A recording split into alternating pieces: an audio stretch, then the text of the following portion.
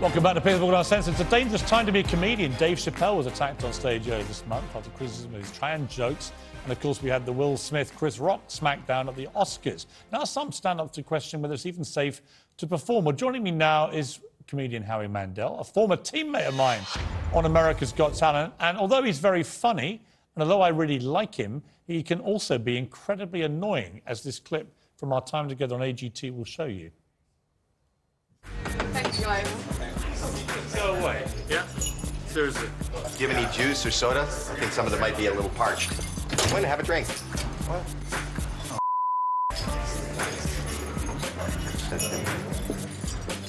Can you get out of my dressing room, please? Can you get out of my dressing room, please? Joined by Howie Mandel. I'll never forgive you for some of the stuff you did to me on that show. I'm still traumatized. There is nobody in the world that I enjoy annoying more than you, young man.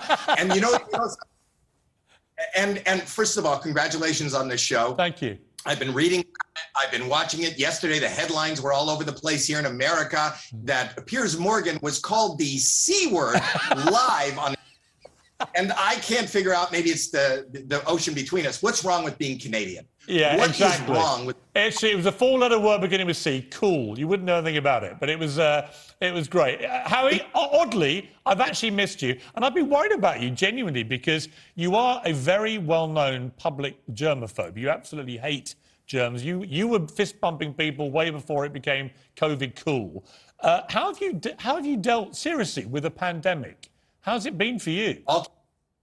It has been absolutely horrible. I have moved my therapist into a whole new tax bracket.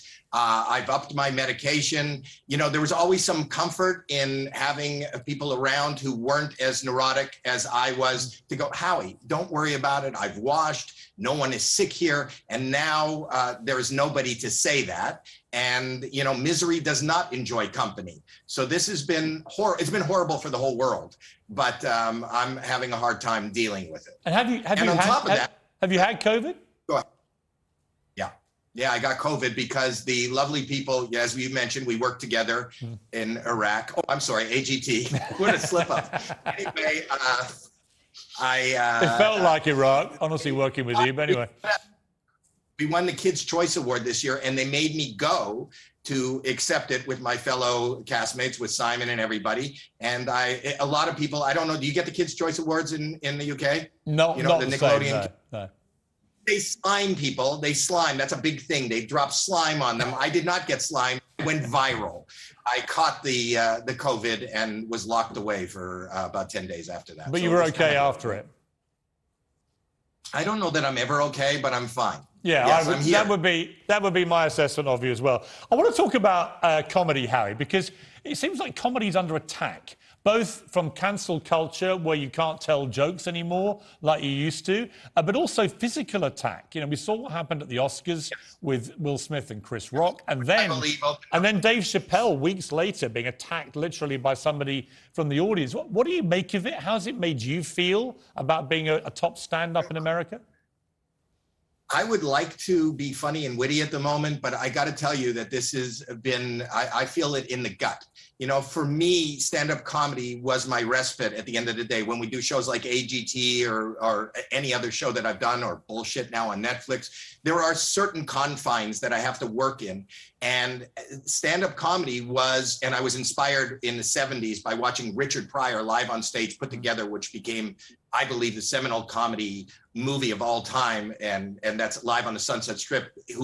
This probably inspired people like Eddie Murphy and Dave Chappelle. The art form of free speech in comedy was the place where you could just. There were no boundaries. There were no limits. There was nothing that is too soon. There was nothing politically incorrect, especially in comedy. And even in real life, if you offended somebody and they turned around and they were offended, if you said, I'm only kidding, that kind of made it okay. There's no kidding anymore. Right. And it is an art form I have lost the fervor for personally because I'm scared. You know, my biggest fear originally was that nobody would laugh and it would be quiet. Then it was maybe offending somebody and having them, approach me before a show. Then it was the cancel culture. You know, friends like Gilbert Gottfried, who I have a lot of friends who have lost entire careers and contracts because of it. And now, after the Oscars, I think, violence begets violence. Here in America, we have mass shootings. A mass shooting doesn't happen in one. We've been followed in this last month by 3 mass shootings. It's because these are triggers. And I'm afraid I'm not enjoying being on stage like I was. That's really sad to hear. I think it's the end of it. No, I feel, because I know how much you love it. I know how much you love performing with an audience. You're hilariously funny when you're not annoying me. In fact, probably particularly when you're annoying me. So it's sad to hear you say that. I mean, ironically, I was sort of temporarily cancelled by one of your old co-workers last year, Meghan Markle, who used to be, when you did Deal or No Deal, she was one of the suitcase girls. There she is, sitting right behind me. For those that don't know me in your country, I'm like a bald Noel Edmonds. Aren't I? What are your memories? What are your memories of Miss Markle as a suitcase girl? I'm going to be totally honest with you. I had absolutely no memory of her. I did not remember until she was dating Harry, and people started saying, "What can you tell us about Meghan?" And I would say, "Who is Meghan?" And I didn't know. I didn't remember. I did not know her, and I don't remember her to this day. But maybe that's the beauty of. I love that. Maybe she was. Harry, before I let you go, since you can't remember, let's forget about it. Before we let you go, very quickly, have you been invited yet to Simon Cowell's wedding? And are you anticipating getting an invitation if you haven't? I have not been invited. Have you? Not yet. I'm waiting. Okay. So I'll carpool with you, and I'd like to put my name on the card of whatever gift it is that you purchased them. What do you get, Simon Cowell? Not a bike.